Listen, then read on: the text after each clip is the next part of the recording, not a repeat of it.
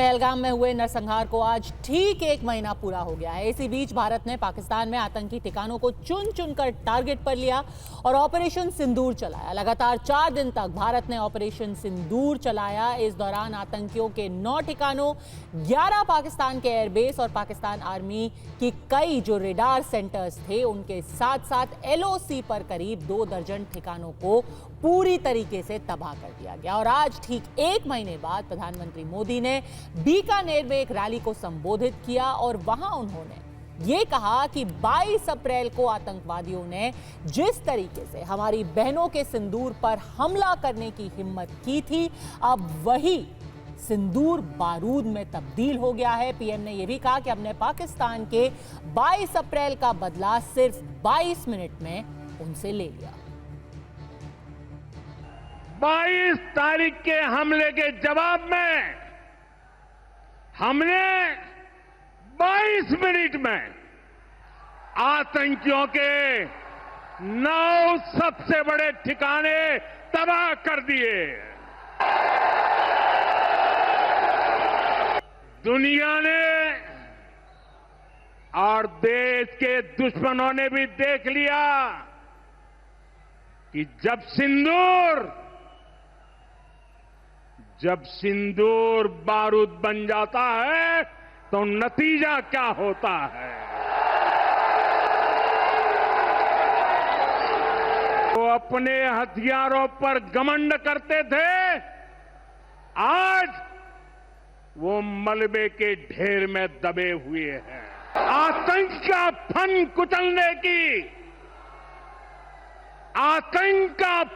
कुचलने की यही नीति है, यही रीति है, यही भारत है, नया भारत है। पाकिस्तान के साथ न ट्रेड होगा न टॉक। अगर बात होगी तो सिर्फ पाकिस्तान के कब्जे वाले कश्मीर की, POK की। और अगर पाकिस्तान ने आतंकियों को एक्सपोर्ट करना जारी रखा तो उसको पाई के लिए मोहताज होना होगा। मोदी का दिमाग ठंडा है, ठंडा रहता है, लेकिन मोदी का लहू गर्म होता है।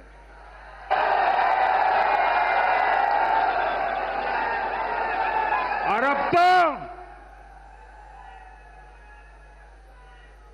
मोदी की नसों में लहू नहीं, गरम सिंदूर बह रहा है।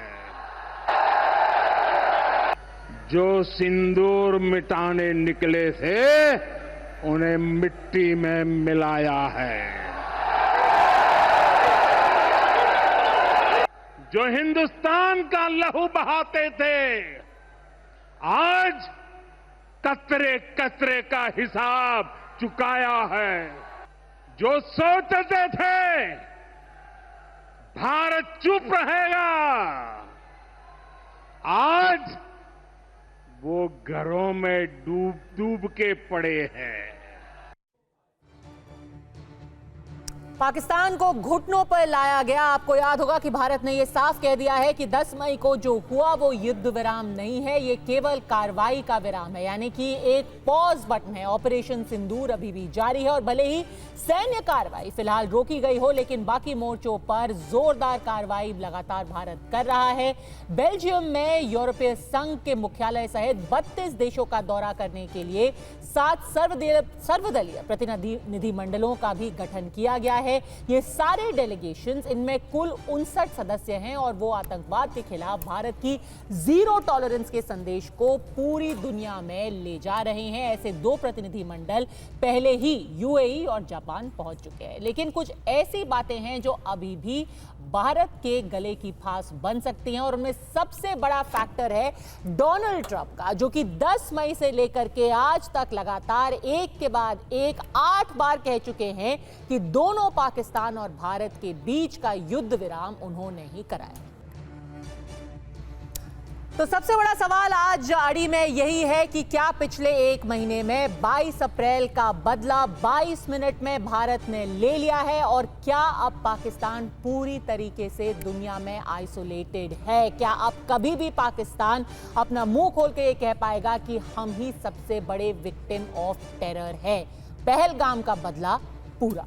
अशोक सज्जनहार पूर्व राजदूत हमारे साथ मौजूद है, मेजर जनरल वी.के. दत्ता रक्षा विशेषज्ञ भी हमारे साथ है, संस्थापक डिफेंसिव ऑफेंस वैभव सिंह हमारे साथ मौजूद है, और साथ ही साथ डॉक्टर अमजद अयूब मिर्जा लंदन से हमारे साथ जुड़े हुए हैं। बलोच एक्टिविस्ट से लगातार बात कर रहे हैं, लेकिन आप ही से सबसे पहले मिर्जा साहब मैं सवाल पूछूंगी, क्योंकि आपका व्यू पॉइंट बहुत जरूरी है। क्या आपको लगता है कि पहलगाम का बदला पूरा हुआ है? क्योंकि पाकिस्तान में तो अभी भी जश्न मनाए जा रहे हैं। शहबाज शरीफ 10 मई को आए थे टीवी के ऊपर, उन्होंने कहा हम जश्न मनाएंगे, हमारी जीत हुई है। जनरल आसिम मुनीर को तो फील्ड मार्शल भी बना दिया सेलिब्रेट करने के लिए। मिर्जा साहब, वो फील्ड मार्शल बने होंगे, लेकिन हमारे लिए वो फील्ड मार्शल है, फील्ड नहीं फील्ड मार्शल है। ये पाकिस्तान एक वाहिद दुनिया का कंट्री है जहां पे फौज जब जंग हारती है तो जर्नलों की प्रमोशन हो जाती है। अब जहां तक पहलगाम के हवाले से आपने सवाल किया, मैं इसका जवाब ये दूंगा कि हाँ, पहलगाम का बदला या पहलगाम का जो हमने सॉर्ट आउट किया है अभी पाकिस्तान को, वो ज़रूर उसमें हमें कामयाबी हासिल हुई है, लेकिन पूरी कामयाबी हासिल नहीं हुई है। आज फिर सुनने में आ रहा है कि एक आतंकवादी हमला हुआ और हमारा शायद एक जवान जो है वो उसमें शहीद हो गया है। ये सिलसिला नहीं रुकेगा जब तक पाकिस्तान कायम है, और मैं समझता हूँ कि पाकिस्तान बाज आने वाला नहीं है। आज ही हमने रिपोर्ट किया है कि पलंदरी के इलाके में जो जंगल है वहाँ पे जहादी मदरसा ऑर्गेनाइजेशंस ने ऑलरेडी जमीनों पे कब्जे शुरू कर दिए हैं, जंगल को काट रहे हैं, बड़ी हैवी मशीनरी लेके आए वहां पे।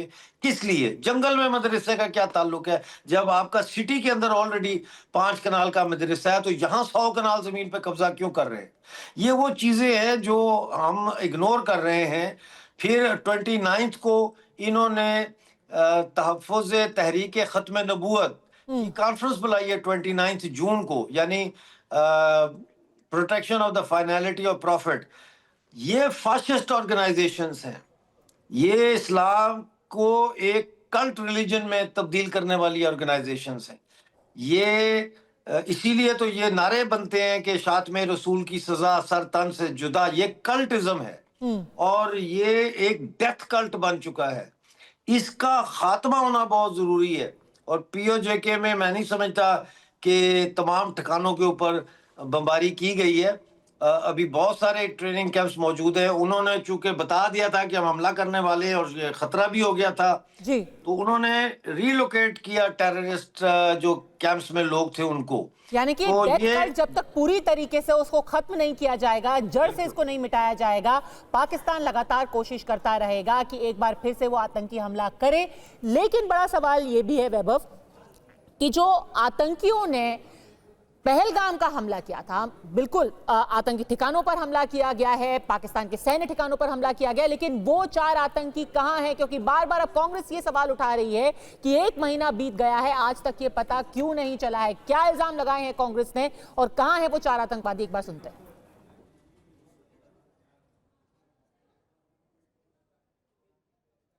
कांग्रेस ने, जयराम रमेश ने जो बोला है वो एक बार सुनते हैं। जिन्होंने पहलगाम में आतंकी हमला करवाया था, क्रूर आतंकी हमला करवाया था 22 अप्रैल को, ये पहले भी आतंकी हमले किए हुए थे। पिछले 18 महीने में 3 और आतंकी हमले में ये जिम्मेदार थे। दिसंबर 2023 में पूंछ में एक आतंकी हमला हुआ था जिसमें यही लोग शामिल थे। उसके बाद में अक्टूबर 2024 को गांदरबल में, गगनगीर में एक हमला हुआ था, उसमें ये लोग शामिल थे। उसी महीने अक्टूबर 2024 को गुलमर्ग में, आपको याद होगा, आतंकी हमला हुआ था। सेना के जवान मारे गए, सेना के अफसर मारे गए, नागरिक मारे गए, नॉन लोकल मारे गए। और अभी ये चौथा आतंकवाद हमला हुआ पहलगाम में, क्रूर आतंकवाद हमला हुआ। यही लोग तो जिम्मेदार थे, पर ये लोग भटक रहे हैं कश्मीर में, जम्मू में, और जहां पहले आतंकी हमले नहीं हुए थे अभी हो रहे हैं। और हमारे सारे सांसद जापान, अमेरिका, अलग अलग देशों में 30-32 देशों में घूम रहे हैं। आतंकवादियों को तो पकड़िए, गिरफ्तार कीजिए। वैभव सिंह, कहां गए वो 4 आतंकी? और कांग्रेस सवाल उठा रही है कि अब उन पर यह भी बताया जा रहा है कि इन्होंने बाकी आतंकी हमलों को भी अंजाम दिया। देखिए, मुझे नहीं पता जयराम रमेश ने कब इंटेलिजेंस एजेंसी ज्वाइन कर ली है और कौन सी इंटेलिजेंस एजेंसी ज्वाइन की है कि इनके पास सारी जानकारियां हैं। दूसरी बात नहीं, टेलीग्राफ में मेरे ख्याल से आज सुबह ये छपा है, जो टेलीग्राफ अखबार है। टेलीग्राफ में छपा है तो टेलीग्राफ ने क्या सोर्स दिया है, क्या एविडेंस उन्होंने प्रोड्यूस किया है उसके बारे में, पहली बात। दूसरी बात, देखिए सबसे बड़ी चीज़ ये है कि जिस तरह की टेरिटरी है कश्मीर, आप पद्मा जी वहाँ गई हैं, आपने देखा है कि जो डेंस फॉरेस्ट है वो जिस तरह का माउंटेनियस एरिया है, वहाँ पे चीज़ों को निकालना उसमें समय लगेगा। हमें पता है कि सेना लगी हुई है और सेना उनको ढूंढ के निकालेगी, लेकिन कांग्रेस इसके ऊपर सवाल उठाए, ये बड़ा मुझे आश्चर्यचकित मैं होता हूँ ये सुन करके, जिन्होंने 26/11 के बाद इन्होंने जो नेशनल सिक्योरिटी एडवाइजर लगाया था जिन सज्जन को, उन सज्जन ने कहा था कि doing nothing was the best thing to do at that time. ठीक है, कुछ ना करना ही सबसे अच्छा ऑप्शन था। और कांग्रेस पार्टी और ओबामा ने अपनी किताब में ये चीज लिखी कि भाई हमने उसका जवाब इसलिए नहीं दिया 26/11 के हमले का कि उससे भाजपा को या हिंदुत्ववादी जो ताकतें थी उनको फायदा हो जाता। 166 लोग मर गए, 200 लोग मर गए, और कांग्रेस के शासनकाल में 10 साल में 8000 से ज्यादा लोग मरे। इन्होंने कभी कोई रिस्पांस नहीं दिया। तो ये जब सवाल उठाते हैं कि जी आप क्या कर रहे हैं, तो ये मुझे थोड़ा आश्चर्यचकित मैं होता हूं इन बातों को सुनकर के। और देखिए दूसरी चीज, आसिम मुनीर आतंकवाद रोकेगा नहीं, मैं आपके चैनल पे आज बोल रहा हूं। कुत्ते की दुम है, सीधी नहीं होगी। मदरसा छाप आदमी है, मदरसे में पढ़ के निकला हुआ है। 2 नंबर मुल्क है, 2 नंबर सोसाइटी है, 2 नंबर फौज है, और उसका 2 नंबर फील्ड मार्शल है। पता जी आपको पता है कि पाकिस्तान की जो आर्मी एक्ट है, मैं कल बैठ करके पूरा आर्मी एक्ट पढ़ा मैंने। पाकिस्तान आर्मी एक्ट में कहीं फील्ड मार्शल बनाने का कोई प्रोटोकॉल, कोई प्रोसीजर दिया ही नहीं हुआ है, कोई प्रोविजन ही नहीं है फील्ड मार्शल का पाकिस्तान आर्मी के आर्मी एक्ट में। सिर्फ एक जगह पे फील्ड मार्शल वर्ड आता है, वो भी रूल नंबर 7।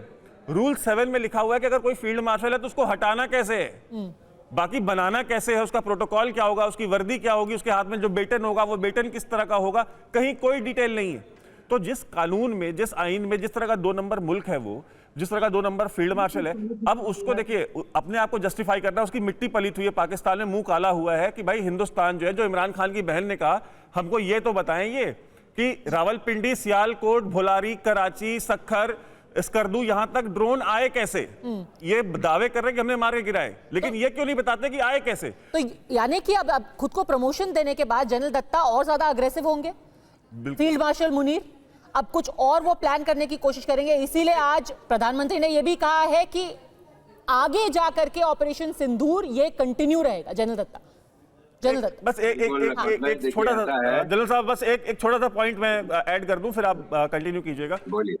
बलोचिस्तान में कल खुजदार में हमला हुआ है, जो कि पाकिस्तान आर्मी ने एक फॉल्स फ्लैग ऑपरेशन अपने यहाँ कराया है और भारत को ब्लेम किया है, और भारत को ब्लेम किया। और जिस तरीके से बांग्लादेश में डिफीट के बाद जनरल टिक्का खान को बलोचिस्तान में जेनोसाइड के लिए भेजा था, अपने डैमेज कंट्रोल के लिए, अपनी इमेज को पॉलिश करने के लिए, अब ये सेम काम ये आसिम मुनीर ने तैयारी शुरू कर दी है। वो आज कल भी क्वेटा में था, आज भी क्वेटा में है, और वो वहां पे अब वो बलोचों का जेनोसाइड करेंगे और बताएंगे पाकिस्तानी अवाम को कि देखें कि हम कितने दिलेर हैं। जनरल दत्ता, क्या भारत को तैयार रहना चाहिए कि फील्ड मार्शल मुनीर अब अपना जो साख बचाने के लिए और ज्यादा कुछ अग्रेसिव और ज्यादा कुछ डिवियस करेंगे? पद्मजा, देखिए ऐसा है, 22 अप्रैल से पहले, पहलगाम के इंसिडेंट से पहले पाकिस्तान की इंटरनल सिचुएशन मुनीर के बिल्कुल काबू से बाहर थी। चाहे खैबर पख्तूनख्वा हो, चाहे बलूचिस्तान हो, चाहे सिंध हो, चाहे पीओके में जो एजिटेशन चल रही थी, वो वहां से ध्यान भटकाने के लिए इन्होंने ये जो कांड करवाया 22 अप्रैल का, इनका मकसद ये था कि भारत रिएक्ट करेगा और पूरे पाकिस्तान की तवज्जो वो भारत की तरफ ले जाएगा और सेंटिमेंट्स को एक्साइट करके जो इंटरनल ट्रबल है उनसे उनका ध्यान हट जाएगा। तो इन्होंने वो करके देखा और भारत ने मुंह तोड़ जवाब दिया इनको, और ये बोला कि हम जो टेररिस्ट इंफ्रास्ट्रक्चर है, जो उनके प्लानर्स हैं, ऑर्गेनाइजर्स हैं, उनके पीछे जाएंगे और उनको मिट्टी में मिला देंगे। तो हमारे प्रधानमंत्री साहब का बड़ा दो टुक वार्निंग था, और उसी के तहत हमने ऑपरेशन सिंदूर लॉन्च किया, जो एक न्यू पैराडाइम शिफ्ट है, जो कि पाकिस्तान एक न्यूक्लियर अम्ब्रेला के नीचे टेररिज्म और एसिमेट्रिक वॉरफेयर भारत के अंदर चला रहा था। उसको हमने उस प्रकार से मार मारी कि उसको बताया कि हम तेरे जो न्यूक्लियर बोगी है उससे नहीं डरते, और हम जहां टेररिस्ट होंगे उनको मारेंगे। और हमने जो पूरी 9 साइटें चुनी, उसके अंदर पूरा जो पाकिस्तान का मेनलैंड, चाहे पंजाब हो चाहे भावलपुर का इलाका हो, उधर हमने चुन चुन के स्ट्राइक किया। और हमने बोला कि हमने कोई मिलिट्री टारगेट स्ट्राइक नहीं किया, ये नॉन टेररिस्ट इंफ्रास्ट्रक्चर है। उसके बाद पाकिस्तान ने मिलिट्री रिटेलिएशन किया, और उस रिटेलिएशन का हमने मुंह तोड़ जवाब दिया। उसके 11 एयरफील्ड हमने टारगेट करी और भारी तादाद में उसका नुकसान पहुंचाया। तो जो हमने मैसेज देना था पाकिस्तान को और चीन को, चीन जो इनके पीछे खड़ा है, उनका हथियार असला नकारा हो गया। हमारे हर एक सिस्टम ने पर उनके जनरल साहब, अब आगे वो हिट बैक करने की तो कोशिश करेंगे ना। नया नया जो प्रमोशन उनको मिला है, कुछ तो वो अपना दिखाने की कोशिश करेंगे अपने लोगों को। हाँ पदमजा, अगर आज आपने प्रधानमंत्री का स्पीच सुना है, उन्होंने 3 पॉइंट हाईलाइट करे हैं। जो zero tolerance to terrorism, Indian army, air force और नेवी को पूरी छोटा ऑपरेशन प्लान करना, कैसे करना और कब करना, और फाइनली जो न्यूक्लियर ब्लैकमेल हम नहीं सहेंगे, इट इज इमटेरियल। तो पाकिस्तान अगर ये फर्जी फील्ड मार्शल जो बन गया, इसको शर्म आनी चाहिए, पाकिस्तान की आवाम को शर्म आनी चाहिए। एक हारे हुए जर्नैल को आप फील्ड मार्शल बना रहे हैं। आपने फील्ड मार्शल मानिक शॉ का नाम सुना होगा, जिसने 71 में आपके 2 हिस्से कर दिए थे। 93,500 PW उनकी पेंट उतार के हमने आपको वापस किया था। वो होता है फील्ड मार्शल। आपको शर्म नहीं आती? फील्ड मार्शल की बेइज्जती कर रहे हैं आप, उस रैंक की बेइज्जती कर रहे हैं आप। शर्म आनी चाहिए इस पाकिस्तान फौज को, पाकिस्तान की गवर्नमेंट को और पाकिस्तान की आवाम को। नहीं, हो सकता है जनरल दत्ता कि फील्ड मार्शल मुनीर भी फील्ड मार्शल मानेकशॉ की तरह पाकिस्तान के 2 टुकड़े करने में कामयाब हो जाएं। वो भी शायद पीओके अलग करके पाकिस्तान के 2 टुकड़े कर दें। फील्ड मार्शल मुनीर की भी ये एक उपलब्धि हो सकती है। 2 टुकड़े 4 टुकड़े, इतिहास उनको इसी के लिए शायद याद रखेगा। लेकिन अशोक सज्जनर जी, हम पूरी दुनिया को बता रहे हैं कि सच्चाई क्या है, तस्वीरें बयान कर रही हैं कि सच्चाई क्या है, लेकिन पाकिस्तान एक पैरेलल रियलिटी में जी रहा है। क्योंकि आज भी जब डीजी आईएसपीआर से पूछा गया कि भाई आपके वहां पे जब टेरर इंफ्रास्ट्रक्चर पे स्ट्राइक हुआ था तो आप किसी आतंकी के जनाजे में क्यों गए, उन्होंने कहा वो तो भाई आतंकी ही नहीं है। अयूब मिर्जा जी, आप ही जरा बता दीजिए, क्या ये है जैश ए मोहम्मद? नहीं है, क्योंकि जो आपके आईएसपीआर हैं, जो सेना के स्पोक्स पर्सन है, वो तो कह रहे हैं ये है ही नहीं जैश ए मोहम्मद, कोई लिंकेज ही नहीं है। अयूब मिर्जा साहब जी, जैश ए मोहम्मद है, लश्कर ए तैयबा है, हिजबुल मुजाहिदीन है, ये सब they are all alive and kicking in Pakistan. ये बड़ी बड़ी करोड़ों की जो है वो बड़ी गाड़ियों में फिरते हैं खुलेआम, गनमैन इनके साथ होते हैं। और देखिए मुजफ्फराबाद शहर में लश्कर ए तैयबा, हिजबुल मुजाहिदीन और जैश, इन तीनों के जो कैंप्स हैं वो बिल्कुल नजदीक है। और मतलब है, मुझे समझ नहीं आती कि आप क्यों बार बार आसिम मुनीर को फील्ड मार्शल कह के पुकार रहे हैं। फील्ड मार्शल बोले उसको, गिव एटलीस्ट वो उसको उसके प्रॉपर डेजिग्नेशन को आप करें। He is a field marshal, don't call him field marshal on Indian TVs please.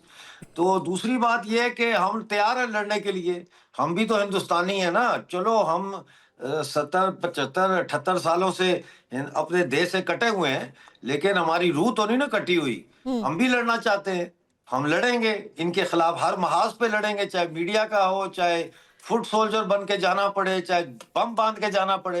अपने देश के लिए हम कुर्बानी देंगे, खून बहाएंगे। हम कभी भी पाकिस्तान के आगे सरेंडर नहीं करेंगे, पीओजे के और गिलगित बल्तिस्तान। पर पाकिस्तान तो कह रहा है, जो कल बलूचिस्तान में एक बम ब्लास्ट हुआ था, पाकिस्तान तो कह रहा है कि बच्चों को इंडिया मार रहा है, India backed terrorist are killing children in Balochistan. आपके बलूचिस्तान में इंडिया करवा रहा है ब्लास्ट, ये खुद कल पाकिस्तान ने कहा है, शहबाज शरीफ ने कहा है। इसके बारे में अभी टोटल कंफ्यूजन है। हुआ ये है कि एक ये कहा जा रहा है बलोचों की तरफ से कि जी एक आर्मी का कॉन्वॉय खजदार की छावनी से निकला, कैंटोनमेंट से निकला, उसको टारगेट किया गया। 2 बसें उसमें जो आर्मी की थी वो उसमें घायल हुई हैं, जिसमें 40 से ज्यादा फौजी पाकिस्तानी मारे गए हैं। उसके साथ एक कार भी थी वहां पे, वो कार भी कहते हैं कि उसके जद में आ गई, और उस कार में शायद बच्चे थे, वो उसमें मारे गए।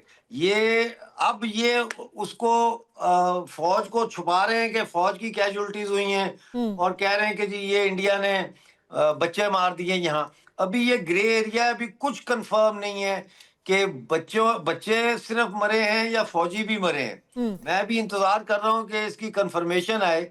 अभी तक तो किसी ने इसकी रिस्पॉन्सिबिलिटी भी क्लेम नहीं की। तो ये जो बलूचिस्तान वर्ल्ड में वाइड जब भी- एम्बैरेसमेंट हो रहा है पाकिस्तान का, क्या उससे फेस सेविंग करने के लिए ये फॉल्स फ्लैग ऑपरेशन किया गया और किस तरीके का एम्बैरेसमेंट हुआ है उसकी अब एक ओपन सोर्स इंटेलिजेंस से एक रिपोर्ट सामने आई है, वो मैं दर्शकों को दिखाना चाहती हूं और वैभव भी आपको बताएंगे कि इसकी क्या इंपॉर्टेंस है।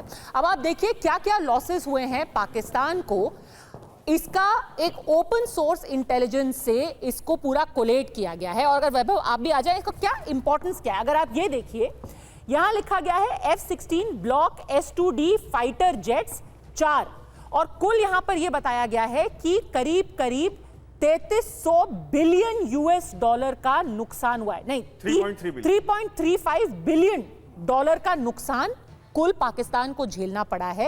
ये जो यहां पर लिखा गया है, ये साब है, IL-78 है, इन सब का क्या इंपॉर्टेंस क्या है? देखिए, ये इनके जो F-16 जो इनका मेन फाइटर जेट है, जो क्राउन ऑफ द ज्वेल जो कहते हैं ना, इनके पाकिस्तानी एयरफोर्स के पास, और उन्होंने एक भी नहीं माना है कि हमारा एक भी नहीं गिराया। नहीं, उन्होंने तो कुछ भी नहीं माना ना। उन्होंने तो जब ईस्ट पाकिस्तान में जब general Niazi surrender document sign कर रहे थे, तो उस सुबह जहां पर साइन होते वक्त पाकिस्तान में डॉन न्यूज में जो हेडलाइन छपी थी वो छपी थी विक्ट्री ऑन ऑल फ्रंट्स, और उधर से सरेंडर हो रहा, तो वो छोड़ दे।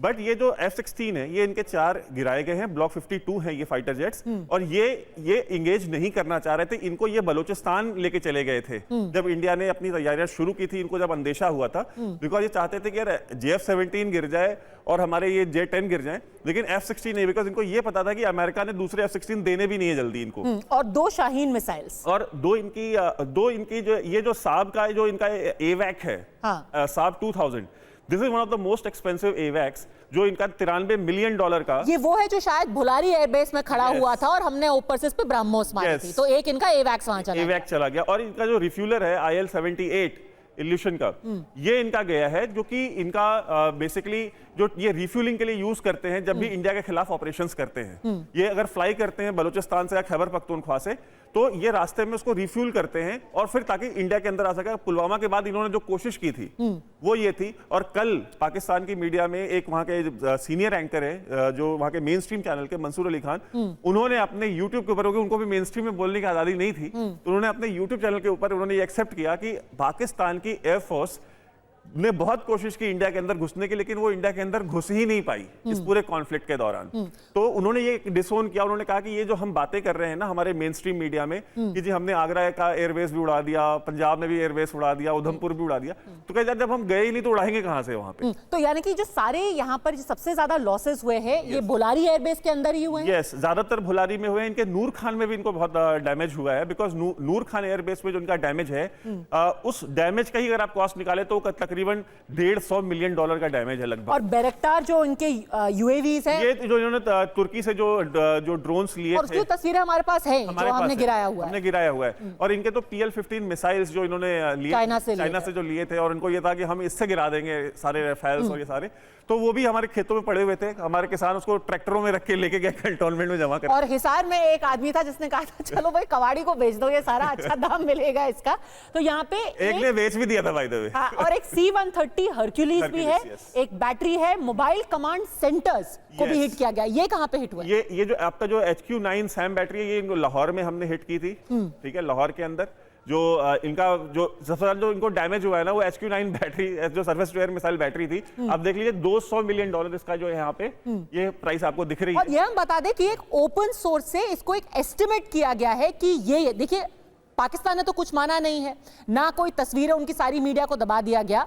तो वहां पर जो इंटेलिजेंस से जो तस्वीरें मीडिया में पाकिस्तान की थोड़ी बहुत आ रही हैं, उससे पूरा जमा करके ये इंफॉर्मेशन लाई गई है कि कुल क्या क्या नुकसान उन्हें हुआ है। और एक हरक्यूलिस को डैमेज पहुंचना, ये भी हैंगर में ही हुआ है। ये हैंगर में ही हुआ है। और ये जो $40 मिलियन का लॉस है। यस, एंड जो HQ-9 सैम बैटरी है, इसकी फोटोग्राफ हमारी जो सैटेलाइट इमेजेस है, हमने इसकी फोटोग्राफ भी रिलीज की थी, और हमने ड्रोन से भी इसकी फोटोग्राफ लेकर के रिलीज की थी, HQ9 जो $200 मिलियन का जो हमने डैमेज किया है, और इसकी वजह से चाइना को सबसे ज्यादा नुकसान हुआ है। और चाइना वालों ने कहा कि यार इन्होंने हमारी नाक कटा दी, बिकॉज ये वो दुनिया को बेचना चाह रहे थे एज अ रिप्लेसमेंट की जो S-400 और ये जो थर्ड जो डिफेंस सिस्टम है अमेरिका का, उसके बदले में कि भाई आप हमसे सस्ते में HQ9 ले लें, $200 मिलियन में हम दे रहे हैं। देखिए, $3 बिलियन से ज्यादा का नुकसान पाकिस्तान को हुआ है, और पूरा ब्रेकअप यहां पर सारा अलग अलग इंफॉर्मेशन दे करके हम आपको बता रहे हैं। लेकिन अशोक सज्जनहार जी, जो इसकी भरपाई करनी है, कहां से होगी भरपाई पाकिस्तान की? और इसीलिए बड़ा सवाल भारत ने पूछा है पूरी दुनिया से, क्या अभी भी IMF वो लोन पाकिस्तान को देगा जिससे थोड़ा सा हिस्सा आतंकियों के पास और थोड़ा सा हिस्सा इस नुकसान की भरपाई के लिए जाए? अशोक सज्जनहार जी, बहुत धन्यवाद जी, बहुत धन्यवाद पद्मजा, मुझे आमंत्रित करने के लिए। देखिए, उसकी भरपाई करने के लिए अगले ही दिन हमने देखा जो वहां के जो विदेश मंत्री हैं और उप प्रधानमंत्री हैं इशाक दर, वो सीधा चले गए चीन में। क्योंकि देखिए, इससे जो हुआ है, जो भारत ने वहां पर उनकी जो भी एयर डिफेंस सिस्टम है उनको एकदम बर्बाद कर दिया। जो उन्होंने हमारे यहाँ पर मिसाइल्स भेजे, ड्रोन्स भेजे, लॉन्ग रेंज वेपन्स भेजे, उन सबको हमने एकदम ध्वस्त कर दिया। तो ना तो वो ऑफेंसिव में काम कर पाए, ना वो डिफेंसिव में। तो इससे तो चीन का उनके पास सबसे ज्यादा माल आया हुआ है। करीब उनके पास जितना भी वेपनरी और इक्विपमेंट है उसमें करीब 81% से ऊपर वो चीन का माल है। पहले अमेरिका का माल हुआ करता था, परंतु अब उन्होंने सब कुछ पिछले 10, 15, 20 साल में धीरे धीरे रिप्लेस करके सभी चीन से ये सामान ले लिया है। तो इसीलिए अगले दिन ही इशाक दर वहां पर गए चीन में, जिससे कि वो और वहां से माल ले सके, असला ले सके, और चीन भी उनको ये बता सके जो भाई ये तुमने जो ये काम किया है ये ठीक तरीके से नहीं हुआ, क्योंकि सारे उनके जो हाई एंड वेपनरी थी वो कोई भी काम नहीं कर पाई। परंतु ये कहते हुए मेरे विचार से अब उनको बहुत सारे ऐसे वेपन्स मिलेंगे जो state of the art technology है, जो चीन ने बनाई है। तो इसीलिए हमको आगे चलते हुए भी पूरे तरीके से सचेत और सतर्क रहना पड़ेगा, क्योंकि चीन का जो ये लेटेस्ट टेक्नोलॉजी का माल है, ये मेरे विचार से अब पाकिस्तान आने में ज्यादा समय नहीं लगेगा। हमने तो ये भी सुना है जो 5th जनरेशन एयरक्राफ्ट भी पाकिस्तान के पास आएगा, तो उससे बचाने के लिए भारत को कुछ ना कुछ बड़े ठोस और सख्त कदम उठाने पड़ेंगे। और अशोक सज्जनहार जी, कितनी दुनिया हमारे साथ है, हमने सारे डेलीगेशंस भेजे हैं, लेकिन सबसे बड़ा अगर इस वक्त कोई सरदर्द हमारे लिए है वो है डोनाल्ड ट्रंप। कैसे उनके साथ हम डील करें? पिछला 1 महीना जो बीता है उसमें 8 बार वो जबरदस्ती हमारे मामले में अपनी नाक घुसा करके कह चुके हैं, मैंने कराया, हम ट्रेड करेंगे, हम लंच खाएंगे साथ में, मैं उनको ये दे दूंगा, मैं वो दे। आने वाले दिनों में उनके साथ कैसे डील किया जाए? देखिए पद्मजा, बात ऐसी है, जो डोनाल्ड ट्रंप हैं वो ये कहकर आए थे जो जब मैं आऊंगा तो मैं शांति स्थापित करूंगा, और रूस और यूक्रेन का युद्ध है वो एक दिन में खत्म हो जाएगा, जो हमास की और इजराइल की लड़ाई है उसको भी मैं खत्म कर दूंगा। आने से एक दिन पहले 19 जनवरी को वहां पर उन्होंने फर्स्ट फेज सीज फायर की वहां पर करा दी इजराइल और हमास में। अभी तक उनको कोई सफलता नहीं मिल पाई है। तो वो ये चाहते हैं भाई किसी ना किसी प्रकार मुझे श्रेय मिले, मुझे क्रेडिट मिले, जो मैंने ये सब भारत और पाकिस्तान के बीच में शांति की है। परंतु ये बिल्कुल ठीक नहीं है, ये बिल्कुल गलत बात है। अब पाकिस्तान तो कहेगा, क्योंकि पाकिस्तान तो अपने घुटनों के बल आ गया था जब उसको उसकी 11 और 13 उसकी जो एयरफील्ड्स पर हमले हुए। परंतु भारत में जब प्रधानमंत्री मोदी ने 12 तारीख को ये राष्ट्र के नाम भाषण दिया, उन्होंने अमेरिका का नाम भी नहीं लिया। तो अमेरिका इसमें बिल्कुल इन्वॉल्व नहीं है। किसी थर्ड पार्टी, मैं कन्विंस्ड हूं कोई थर्ड पार्टी मीडिएशन नहीं है। जो हमारे DGMO हैं, जो हमारे विदेश सचिव हैं, जो हमारे विदेश मंत्रालय के प्रवक्ता हैं, उनसे ये ठीक सवाल पूछा गया जो इसमें अमेरिका का क्या योगदान था। उन्होंने बिल्कुल ठीक बताया, जो इसमें कोई योगदान नहीं था। और सर, आज तो एक डच चैनल को इंटरव्यू में एस जयशंकर ने भी ये बात साफ कर दी है कि ये 2 देशों के बीच की बात थी। उनसे फिर सवाल पूछा गया, where was America in all of this? तो उन्होंने उसका क्या जवाब दिया है, और फॉर्मर जो एनएसए है, जो पूर्व एनएसए रहे हैं अमेरिका के, जॉन बोल्टन, उन्होंने डोनाल्ड ट्रंप की इस आदत के बारे में क्या कहा है, वो भी आपको सुनाते हैं। Worked with the Trump administration very closely, and you know how Trump has been making claims for ceasefire between India and Pakistan, which of course India has denied several times now. How do you see Trump's claim, and what is your assessment of the reason behind his claims? Well, I can say this, it's nothing personal to India. This is Donald Trump who takes credit for everything. I think he did have a call with Prime Minister Modi. I think Vice President Vance and Secretary of State Rubio were on the phone. I'm sure many other countries were calling to see what they might be able to do. And it's typical Trump that he would jump in before everybody else and take credit. So it may be irritating, probably is irritating to many people, but it's nothing that's intended to be a step against India. It's just Trump being Trump. General Datta, हम हंस सकते हैं कि Trump देखिए कुछ भी बोलते रहते हैं, क्रेडिट के लिए वो भूखे हैं, लेकिन है तो प्रेसिडेंट ऑफ यूनाइटेड स्टेट्स ना, उनके साथ हमें रिश्ते तो बनाने ही पड़ेंगे। हम कभी नहीं चाहेंगे कि अमेरिका पाकिस्तान के पाले में चली जाए। क्या डील करेंगे उनके साथ, कैसे डील कर सकते हैं? देखिए पद्म जी, ऐसा है, they are no permanent friends or foes in international relations. हर एक देश अपने अपने हित के माध्यम से अपने रिश्ते बनाता है। आज के दिन में जो हमारी इंफॉर्मेशन है, अमेरिका भी पाकिस्तान के अंदर कोई इन्वेस्टमेंट करने की कोशिश कर रहा है, और बलूचिस्तान के जो मिनरल वेल्थ वगैरह है उसके ऊपर भी उनकी नजर है। और जो ये बेल आउट दिया गया पाकिस्तान को, इसके पीछे भी अगर अमेरिका नहीं होता तो इनको बेल आउट नहीं मिलना था। लेकिन जहां तक सवाल रहा भारत का, भारत अपने पैरों पे खड़ा है। भारत सबके साथ इक्वल डिस्टेंस, इक्वल दोस्ती बना के रखना चाहता है। अगर कोई हमारा मित्र है तो मित्र है, लेकिन एक सबक हमने सीखा है कि भारत को अपनी जंग खुद अपने जोर पे लड़नी पड़ेगी, किसी के ऊपर भरोसा नहीं करना पड़ेगा। और खास तौर पर जब अब हमें शायद टू फ्रंट पे, एक तरफ पाकिस्तान और दूसरी तरफ बांग्लादेश को जिस तरीके से एक्टिवेट आईएसआई करने की कोशिश कर रही है अब फील्ड मार्शल मुनीर, वहां पर क्या कुछ प्रॉब्लम हमारे लिए पैदा कर सकते हैं, ये भी एक बहुत बड़ा सवाल है। लेकिन जो डेलीगेशन जा रहे हैं, सबसे बड़ा सवाल ये है, वो एक बिलावल भुट्टो का भी तो एक डेलीगेशन जाने वाला था। जैसे हम लोग अपने साथ डेलीगेशन भेज रहे हैं, अयूब साहब, बिलावल भुट्टो किधर है? और उनके डेलीगेशन में शायद हिना रब्बानी खार भी हैं, और भी 5-6 लोग हैं। वो पहुंचा डेलीगेशन अमेरिका? वो मेरा ख्याल है कपड़े अपने ड्राई क्लीन करवाने गए हैं, क्योंकि उन्होंने सफर की तैयारी करनी है। देखिए, मैं ये कहूँगा कि हिंदुस्तान ठीक बात की है कि हमें अपने जोर पे लड़ाई लड़नी है। हम जानते हैं इस बात को, और हमने ये बात हमेशा कही है। लेकिन एक बात याद रखें कि अंग्रेज़ हों, फ्रेंच हों या पोर्चुगीज या जो भी, डच भी हों, जो आए हिंदुस्तान पे, उन्होंने हमारे ही धरती के ऊपर हमारे ही लोगों को एक दूसरे के खिलाफ अलायंसेस बना के तो हमारी जगह पे कब्जे किए। आज भी ये हिंदुस्तान, ये जो पाकिस्तान है, ये नॉर्थ इंडिया है।